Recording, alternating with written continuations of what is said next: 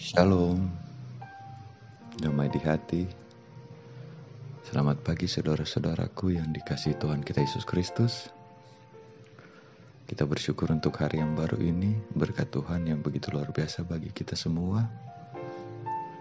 Mari sebelum kita melangkah melakukan aktivitas kita sepanjang hari ini, kita bersatu sejenak, kita membaca dan merenungkan firman Tuhan.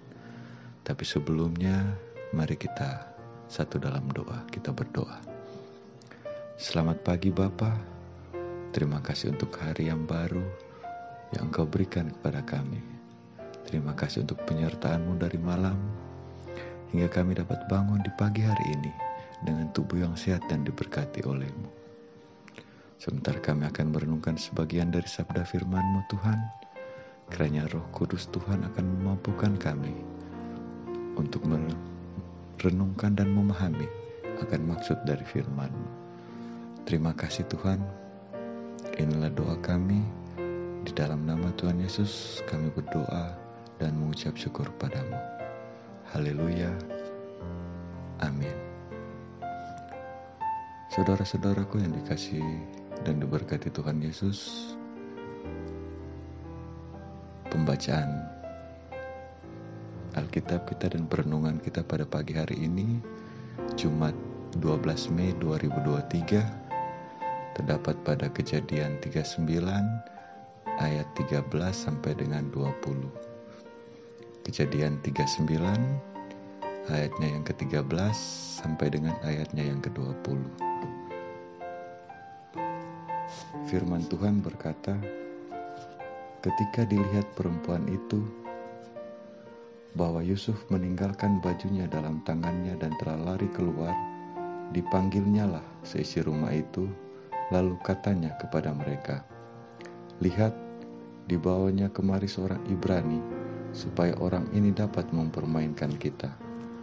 Orang ini mendekati aku untuk tidur dengan aku, tetapi aku berteriak-teriak dengan suara keras. Dan ketika didengarnya bahwa aku berteriak sekeras-kerasnya, ditinggalkannya lah bajunya padaku. Lalu ia lari keluar. Juga ditaruhnya baju Yusuf itu di sisinya sampai tuan rumah pulang. Perkataan itu jugalah yang diceritakan perempuan itu kepada Potifar. Katanya, hamba orang Ibrani yang kau bawa kemari itu datang kepadaku untuk mempermainkan aku. Tetapi ketika aku berteriak sekeras-kerasnya, ditinggalkannya lah bajunya padaku, lalu ia lari keluar.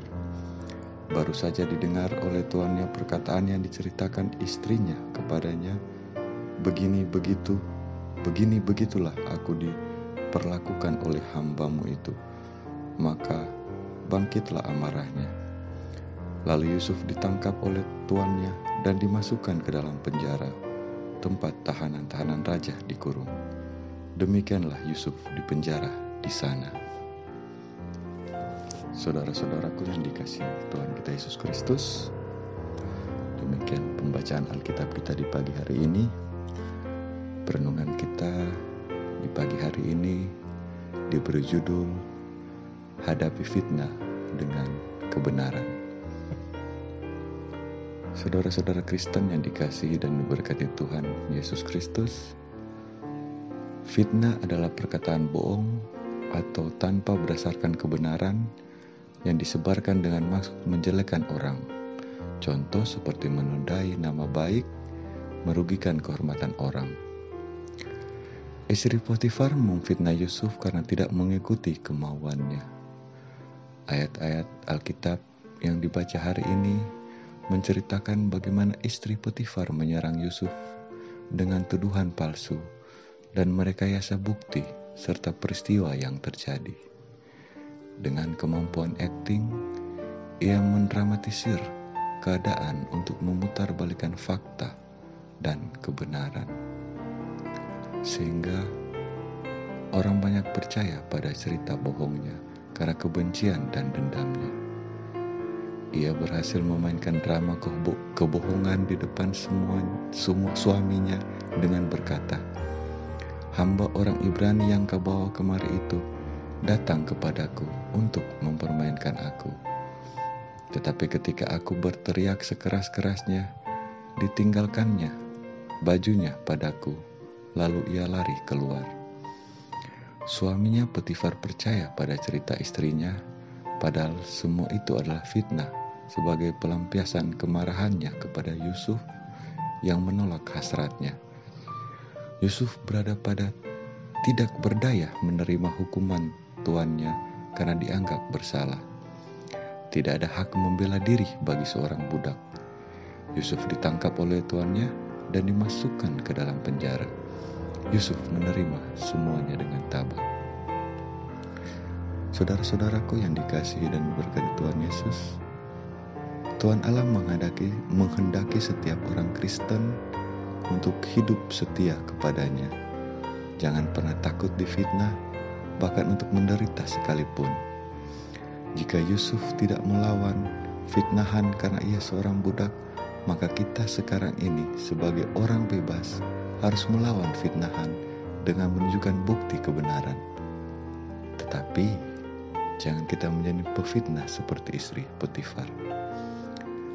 Sikap setia kepada Tuhan Allah bukan tanpa tantangan, tetapi justru teruji dan terbukti di tengah godaan, fitnah dan penderitaan. Orang-orang setia akan selalu mendapatkan jaminan pertolongan dari Tuhan Allah dalam menghadapi resiko fitnahan. Ia akan memberikan kesabaran dan ketabahan menanggung penderitaan, serta kekuatan dan keberanian memperjuangkan kebenaran. Untuk itu keluarga Kristen diharapkan supaya mendidik dan melatih setiap anggota keluarga agar mereka memiliki perangai yang baik sebagai orang Kristen dan tetap setia melakukan firman Tuhan dalam kehidupan setiap hari. Dengan mencintai kebenaran, kebaikan, dan keadilan, tidak ada dusta dan fitnah, sehingga hidup keluarga kita sungguh menyenangkan hati banyak orang dan hati Tuhan Allah. Amin. Kita berdoa. Ya Tuhan Allah, Engkaulah sumber kekuatan kami. Tolonglah kami agar mampu hidup setia kepadamu, meskipun ada godaan, fitnah, dan penderitaan. Beri kami keberanian dan kemampuan memperjuangkan kebenaran menghadapi fitnahan. Kami yakin bahwa Engkau tidak akan pernah meninggalkan kami semua. Amin. Demikian pembacaan perenungan kita di pagi hari ini. Tuhan Yesus memberkati orang semua.